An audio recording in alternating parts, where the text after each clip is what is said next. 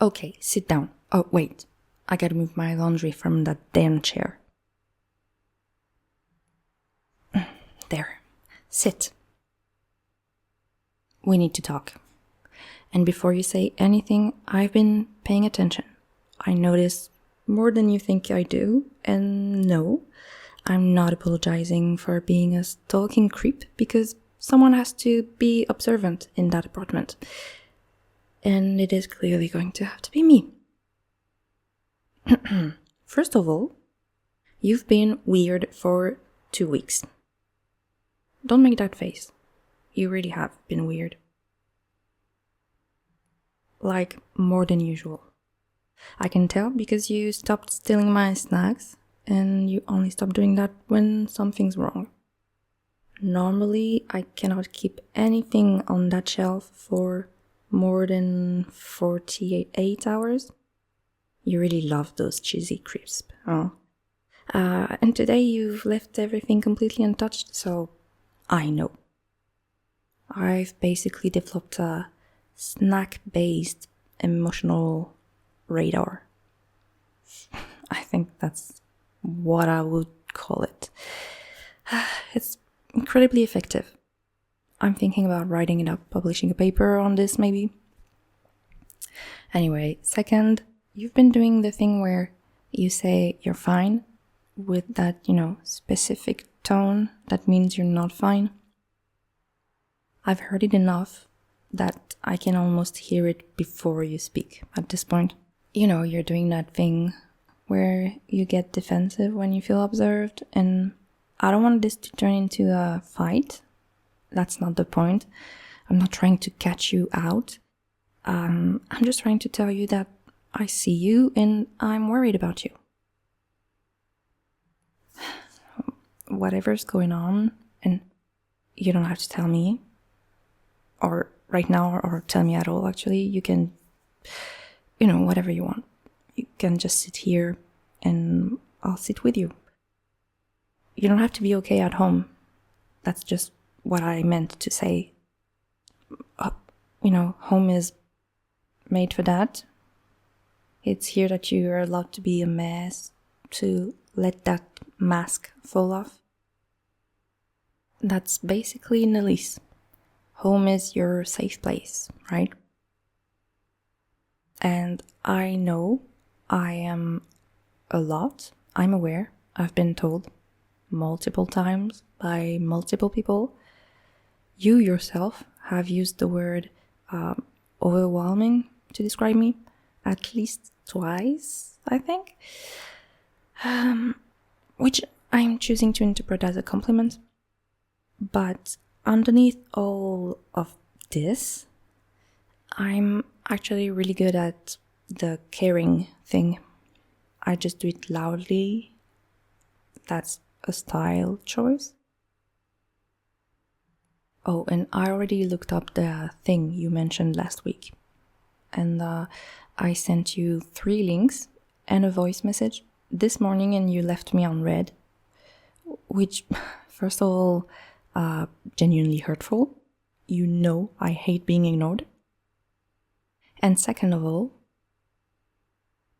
it's all there whenever you're ready. No pressure. I'll just be here knowing I did my research on that TV show you like, and I'm all caught up and ready to talk about it all night whenever you're up for it. I also reorganized the pantry last night because I couldn't sleep. So now it's sorted by vibe. I don't need to explain the vibe system. It's really intuitive. You'll figure it out. Anyway, back to the point. What I actually want to say, and I'm going to say it properly, is that you're allowed to struggle. You're allowed to not know what you're doing. You're allowed to feel like everything is a lot and you're not handling it as well as you think you should be. That's not a personal failing. That's just being alive. And being alive is famously difficult, and nobody tells you that enough.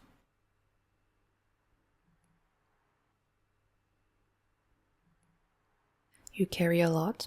I see it. You carry it quietly and you don't ask for help because asking for help feels like admitting something.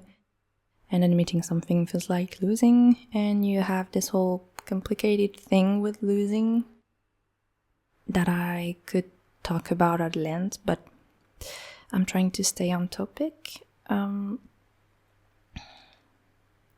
You can put some of it down. You know that. You're home. I've got you. Also, I made fried rice. I made it this afternoon specifically because we had some rice left over and also because I had a feeling we were going to end up here tonight and fried rice felt right. It's in the kitchen waiting for you. No question. You're having some. So, please, open up now, say something.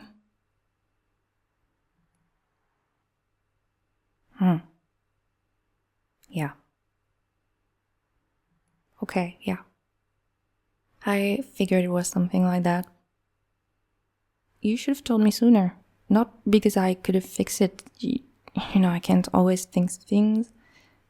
But because you shouldn't have been sitting with that in here while I was right there on the couch watching TV and eating cereals at 11 p.m.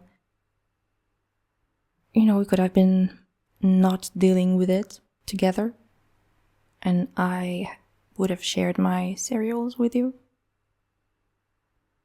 And that is genuinely better than you bottling things up like that.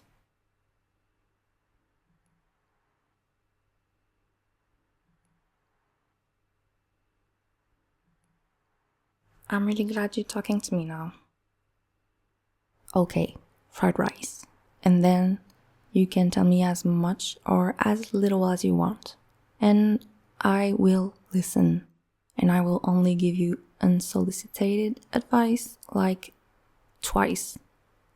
Maybe 3 times, but I'll aim for 2. And after that we're watching something completely stupid and you're letting me pick because I earned it with the fried rice. I love you. You're my favorite little disaster. Come on, kitchen, now.